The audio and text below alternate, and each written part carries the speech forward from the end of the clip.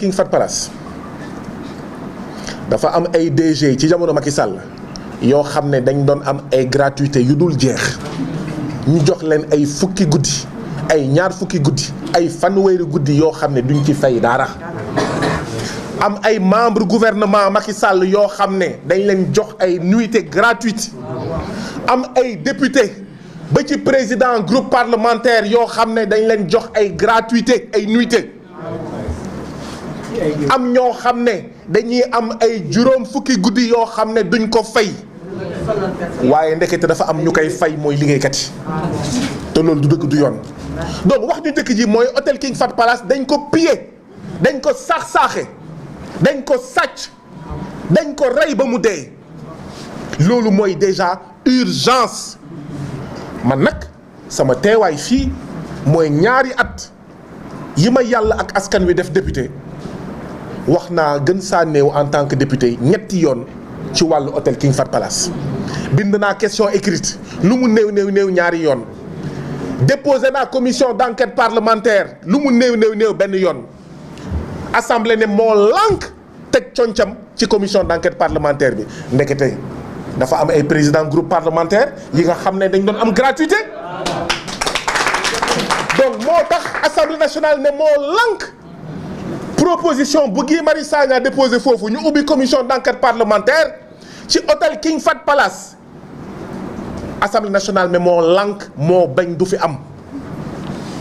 déglu leen man nag bu baax a baax da ngeen di dégg ñu naan hôtel King Fahd Palace bu leen baatu hôtel bi ndax ba ngeen foog ne nit moo ko moom état du Sénégal maanaam ñun askanu Sénégal ñun ñooy moom hôtel King Fahd Palace maanaam hôtel King Fahd Palace hôtel bu particulier la ndaxte ñun ñoo ko moom ñun askanu Sénégal ñun état du Sénégal. donc ñii nga xam ne dañ doon am ay fanweeri guddi ay téeméeri guddi ay juróom fukki guddi te duñu fay dara te mësuñu fay dara war nañ gëstu ñi nga xam ne ñooy liggéeykat yii nga xam ne Racine Sy dafa ne daf leen licencier pour motif économique maanaam hôtel bi amul xaalis bu doy pour fay liggéeykat yi fekk ne boobu ay député ay président groupe parlementaire ay DG agence ay membre gouvernement ñu ngi leen di jox ay gratuité xam ngeen ne kon loolu du dëgg li am mooy on voulait déshabiller Séraphine pour habiller Jeanne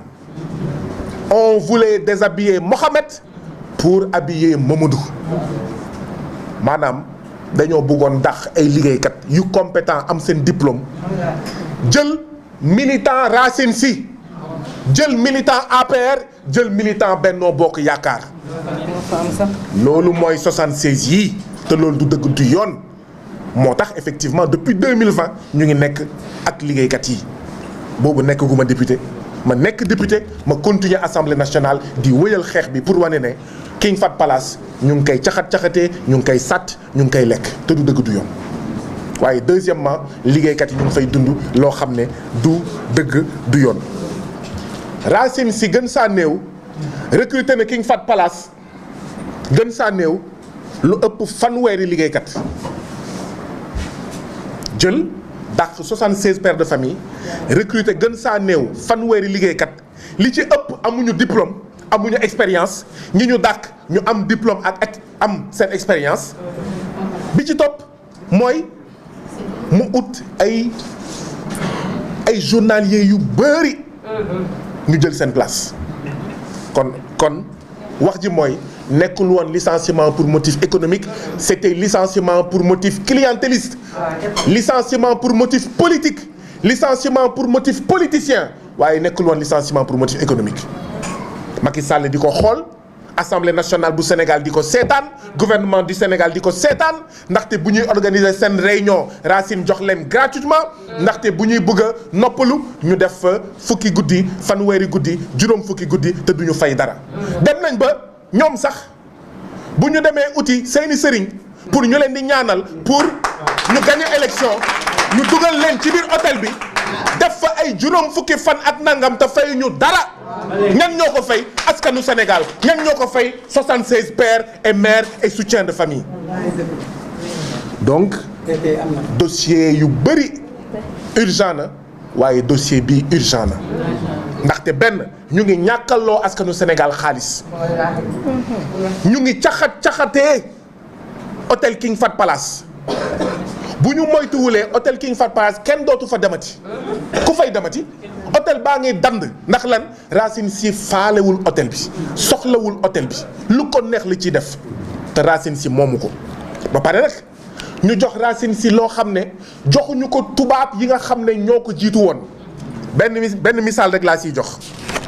contrat bi nga xam ne moo doxoon diggante état du Sénégal ak Starwood mi nga xam ne moom mooy doxandem bu mujjee yore King Fahd Palace contrat boobu dafa waxoon ne Starwood am na 10% de redevance sur le résultat brut d'exploitation 10%. Racine Sy ñëw ñu ne ko 50%.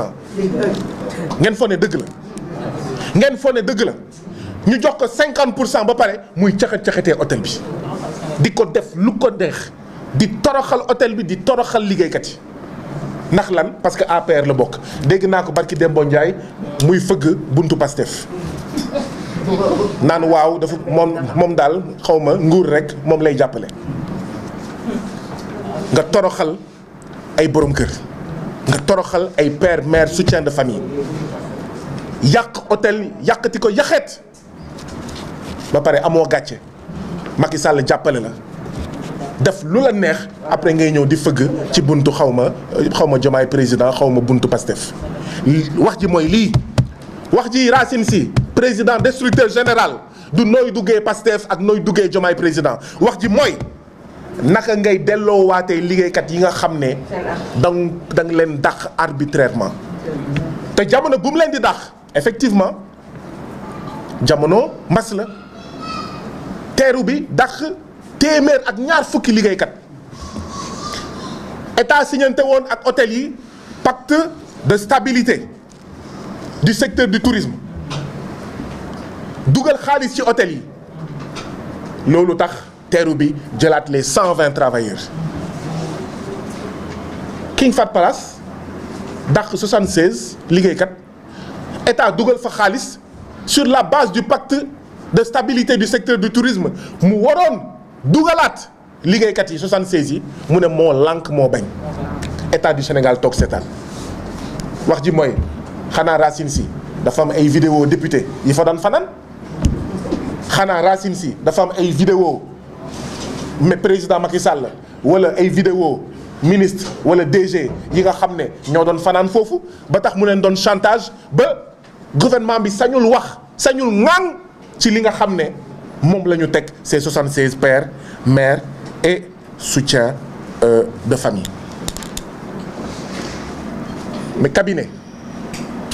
mais cabinet audit mais Sorex ne day dem auditer Racine Sy ne leen caxac IGE ne dañuy auditer hôtel King Fahd Palace Racine Sy président destructeur général ne leen caxac évidemment on comprend lan moo tax mu bañ ñu auditer hôtel King Fahd Palace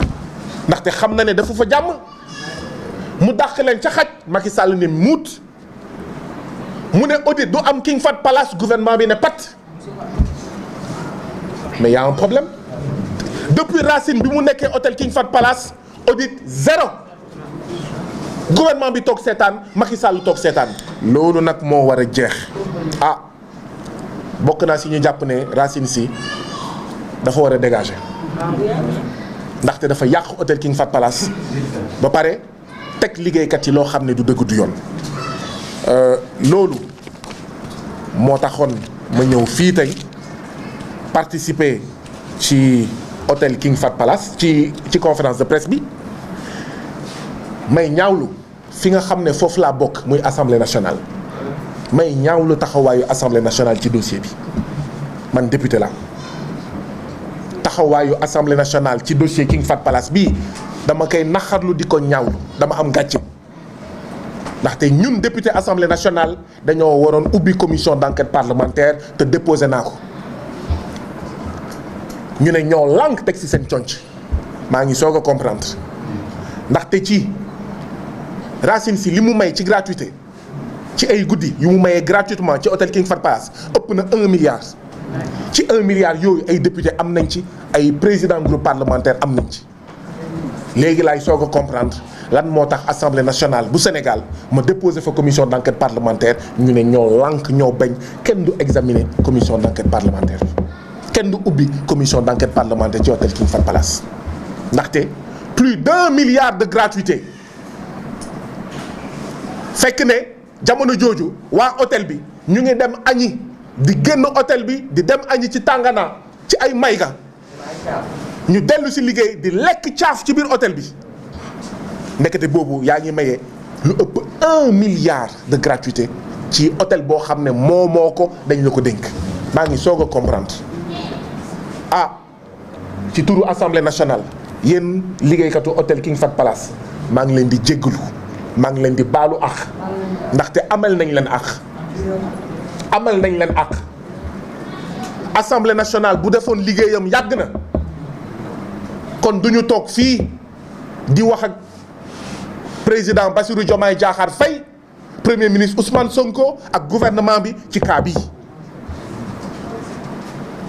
waaye tamit bu defoon liggéeyam depuis avril